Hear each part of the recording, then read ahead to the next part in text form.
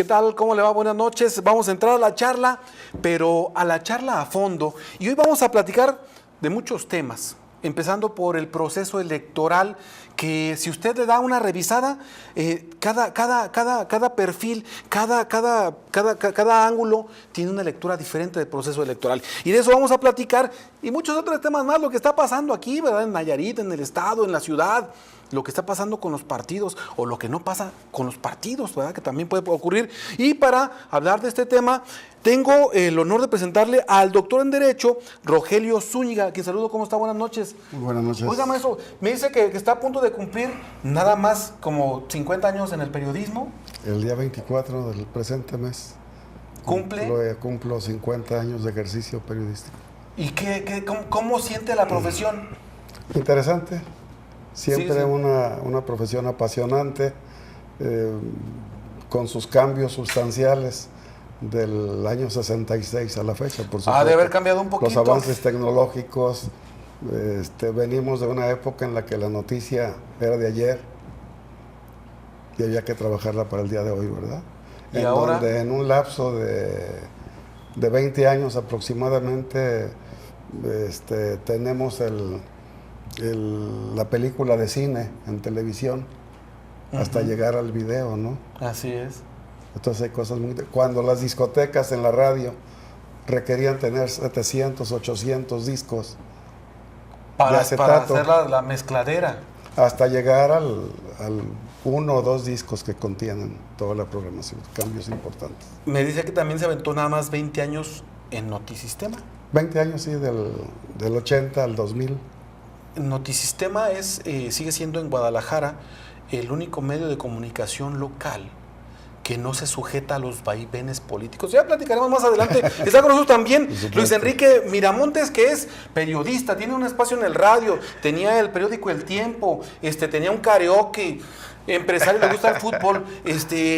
Luis Enrique, ¿cómo estás? Buenas noches. Hola, buenas noches. Ricardo, pues sí, de todo un poco, estamos actualmente activos en la radio, trabajamos también ahí en algo en la política, hemos sido promotores deportivos y bueno, haciéndole a todo lo que la vida te vaya poniendo de repente y haciendo carrera dentro del periodismo. Tú tenías un periódico. Tengo de hecho un periódico, lo tengo momentáneamente. Pero ya no lo imprimes, ya no se imprime. No, íbamos a hacer el traslado del taller a otro lugar, finalmente resultó inconveniente hacerlo y está donde mismo y yo creo que estamos ya en la contemplación de reanudarlo en poco tiempo. Pero sí es rentable un periódico impreso. Sí es rentable, es un poquito lento el camino, pero es rentable. ¿Por qué? Porque tienes que apelar a la gente que cree en el periodismo libre y que tiene un negocio, una forma honesta de vivir y que pueden ser en determinado momento los patrocinadores. No es rentable si tú le apuestas a la venta, ¿sí? Es rentable para muchos cuando van y hacen jugosos convenios, por ejemplo, con el gobierno y se despreocupan de lo demás. Pero si haces un periódico y eres capaz de distribuirlo, si haces un periódico y eres capaz de llevarlo a la gente, a su casa, eres capaz de apostarle a que se venda en un porcentaje más o menos importante, pues sí es rentable, porque creo que la gente va y compra lo que realmente vale la pena. Pues ya platicaremos luego. Creo que estos tres temas nos dan para un programa. ¿Se aventó cuántos en XHKG? 10 años. 10 añitos nada más en XHKG. 10 años, sí. Le tocó una transformación importante, ¿no? Pues sí, por supuesto, ¿no? Me tocó una transformación importante, conducción desde la tarde hasta el estelar de las 8 de la noche, la producción de un programa de entrevistas, Punto de Vista, que también marcó un hito en la historia del periodismo nayaritino. No, bueno, nos pudiéramos aventar un programa nada más platicando de lo que ustedes saben en sus respectivos medios, pero a ver si más adelante platicamos. Pero bueno, para que nuestros amigos del auditorio vayamos entrando en materia, a ver, ¿cuál sería la principal lectura que usted le da al proceso electoral del domingo antepasado? ¿Qué es lo que usted vio en este proceso? Bueno, yo tengo la percepción de que las elecciones recientes en el país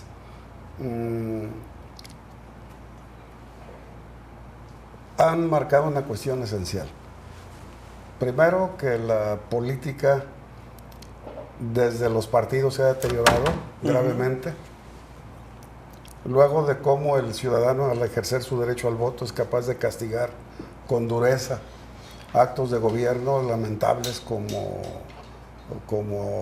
corrupción, inseguridad, falta de transparencia, falta de rendición de cuentas, lo que ha sucedido concretamente en estados como Veracruz, Pues Veracruz, ¿verdad? Tamaulipas. Chihuahua, Tamaulipas, ¿verdad?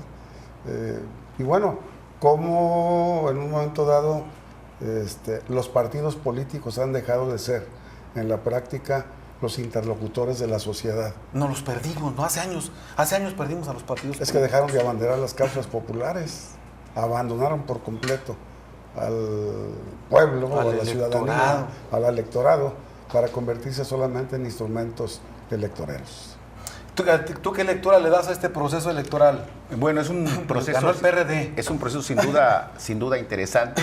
Y bueno, se puede analizar desde diferentes puntos de vista, ¿no? Desde diferentes perspectivas. A mí me parece, por ejemplo, que el caso Veracruz y particularmente Yucatán, o Quintana Roo, ahí hay una desaprobación total a los mandatarios, que sabemos, por ejemplo, el gobierno de Duarte, que ha sido un gobierno represor, señalado de todo en los últimos años, fue señalado no solo de enriquecimiento inexplicable, ¿sí? Porque es muy explicable, por cierto, está señalado de asesinar periodistas, está acusado de muchísimas cosas, de todo lo malo que no debe hacer un funcionario público. Todo lo peor que no puede hacer una administración Y me pública. parece que la sociedad ahí se volcó para decir un ya basta. Entonces le dijo, ya no. Y bueno, y en otros casos, casos muy interesantes para analizar, la contemplación que más o menos tenía el PRI de ganar alrededor de 9 de 12 gobernaturas y se queda solamente con 5, ¿no? Para mí es el gran perdedor. De esto, el que gana verdaderamente es el PAN, y quien pierde es el PAN y es Morena, ¿eh? Y quien pierde, me parece a mí que es, junto al PRI, es el PRD. Sí, porque no se puede explicar.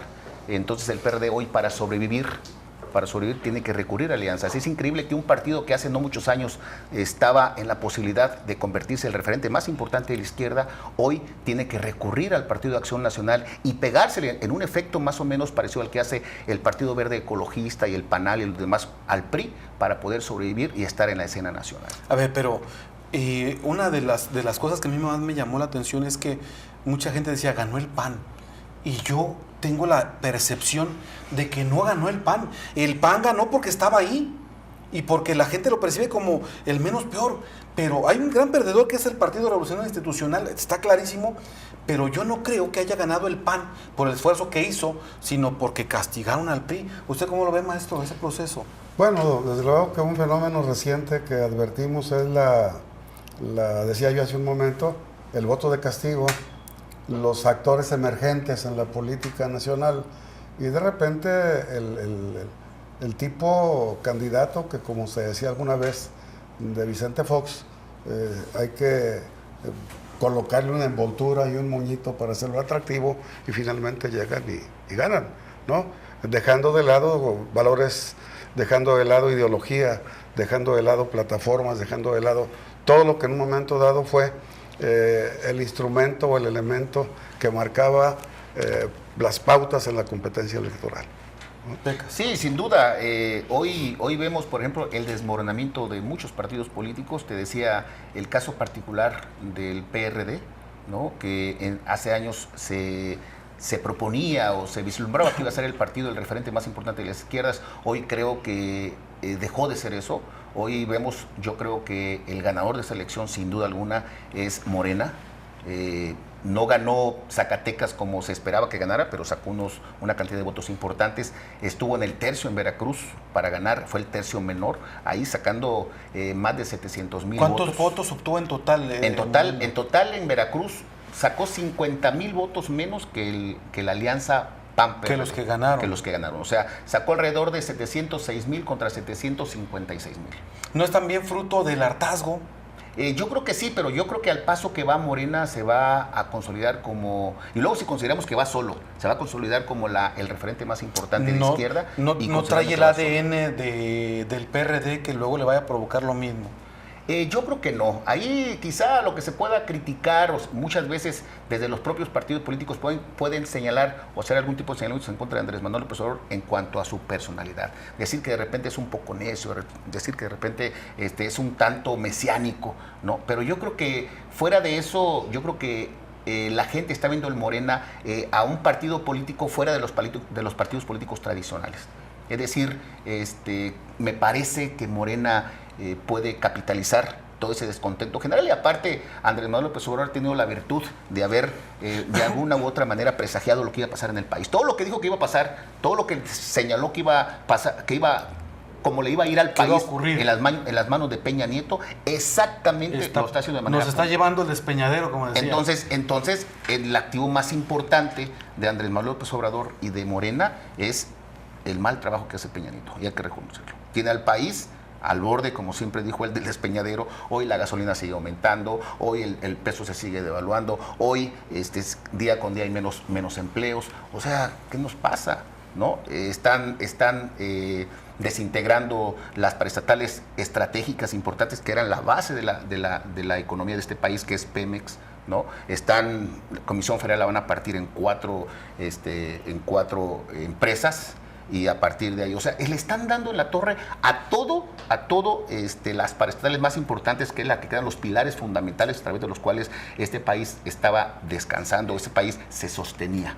Entonces no entendemos hoy entonces qué es lo que pasa. Yo creo que la sociedad se va a volcar el 18 para tratar de frenar esa dinámica que viene a darle en la torre del país, y yo creo que la salvación para ellos, ¿sí? O alguien que va a venir al cual le van a depositar la confianza, es en Andrés Manuel López Obrador. Maestro, ¿por qué no se... Llevamos una tradición de judicializar los procesos? Los últimos procesos se definían en los tribunales. ¿Por qué ahora no pasó esto? Hay pocos procesos en los que los perdedores dijeron vamos a pelear, vamos a ganar en los tribunales. ¿Por qué no pasó en esta ocasión tanto como había pasado en otros procesos previos? Bueno, yo advierto en los partidos un problema de fondo del por qué no se judicializa un proceso. Hay escasos abogados expertos en esta materia, y yo recuerdo, por ejemplo, López Obrador en alguna ocasión presentó como la gran prueba del fraude electoral en su contra unos chivos que tiene un notario público, ¿no? Y unas chivas que tenían algunos objetos que tenía tirados en la calle. Que traían propaganda, ¿no? Sí, algo así, ¿no? Sí. Entonces, creo que esa parte no se ha abordado con la seriedad que corresponde. En el momento que un partido político cuente con los abogados capacitados para integrar debida y adecuadamente el material probatorio que habrá de sustentar un litigio con seriedad, seguramente esto se estará judicializando, ¿no?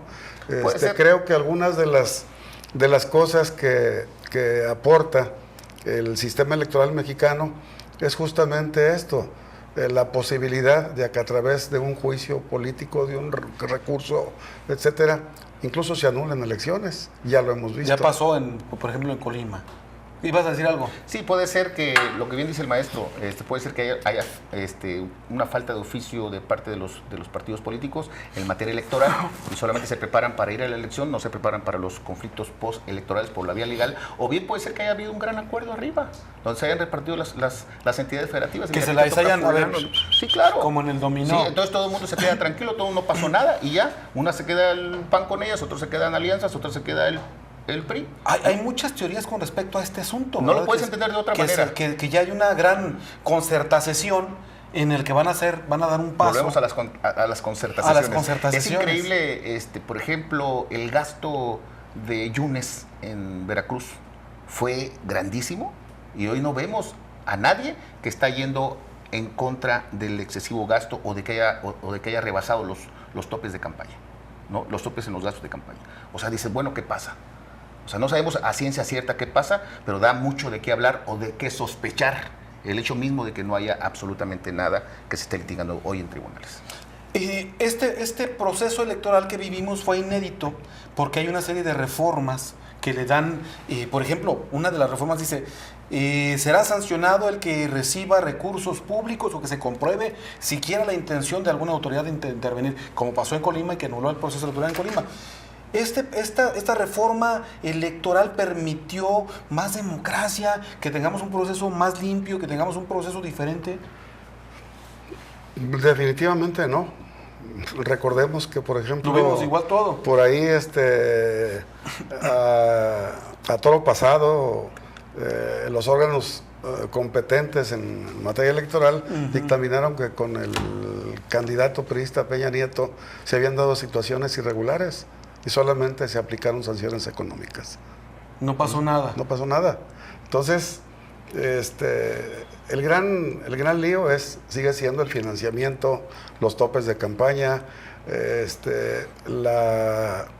la simulación, que creo que es mucho más grave que los recursos que se llegan a manejar en una campaña política, porque no hay transparencia, porque no hay rendición de cuentas y porque no hay una forma de que, una obligación constitucional o legal para que de manera oficiosa el organismo electoral y los tribunales lleven sus investigaciones hasta las últimas consecuencias.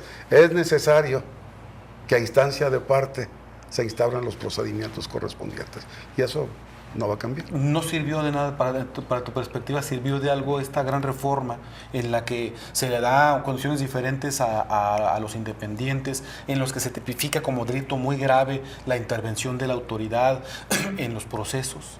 Yo creo que hasta este momento son letra muerta. No vimos el rebasamiento de los topes de campaña y no vimos ninguna autoridad actuar al respecto, no vimos hasta este momento no vimos a ningún candidato que lo sancionaron y que lo hayan sacado de la contienda. Y si nos trasladamos a nuestro estado de Nayarit, ¿sí?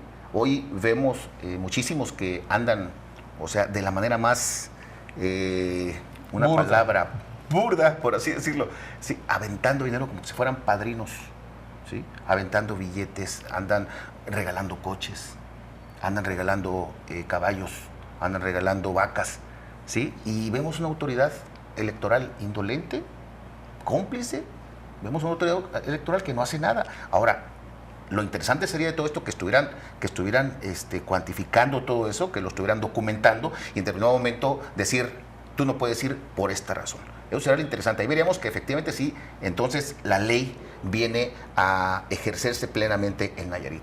A un año de la elección, tenemos ya más de un año que han andado algunos pretensos por ahí que dijeron, yo quiero, y levantaron la mano, y los vemos que andan un día sí y otro también por todos lados, ¿sí? Algunos son presidentes municipales, tienen dinero de un cajón, otros se presume que tienen muchos amigos, que tienen por ahí más de 40, dijo uno, ¿sí? Y hacen fiestas insultantes, hacen fiestas donde corre a raudales el vino, donde se regala dinero a diestra y siniestra como que si el tipo fuera un banco ambulante, ¿sí? Y nadie dice nada. No, y lo peor es que en algún día reconoció, Ricardo Herrera, Layín reconoció que eran recursos del erario. Dijo, oiga, ¿cuánto se gasta en un evento? No, pues como 40,000. ¿Y de dónde salen? Pues una parte de mi bolsa y otra parte del erario. Anda repartiendo el erario. Imagínate si Ricardo Herrera o cualquier otra persona o vaya otro y candidato. quiere competir, No digas eso, vaya y quiere estás viendo. competir, ¿cómo va, en qué condiciones de igualdad va a ir a hacerlo contra el tipo que tiene 3 años comprando, regalando, sobornando? No sé. Ya va en desventaja. Claro que sí, se rompe con el principio de la ¿Qué es la igualdad equidad en o este qué es caso. ese? ¿Cuál es el principio? Entonces creo, a mí me parece pues que es interesante analizar el cuadro, la escena nacional de los recientes Espérame, ya me está comicios. regañando Adriana. Vamos a ir a la pausa comercial. Vamos a ir a la pausa comercial y de regreso abordamos esta situación, la lectura que se le da en Nayarit a este proceso electoral. Porque yo he visto por ahí a unos frotándose las manos y después voy con otro y dicen, no, es que esto nos queda como anillo al dedo. O sea, PAN, PRD, PRI, verde, azules, rojos, anaranjados, todos andan entusiasmados porque a todos les beneficia, según su lectura, este proceso electoral. Vamos a la pausa y regresamos.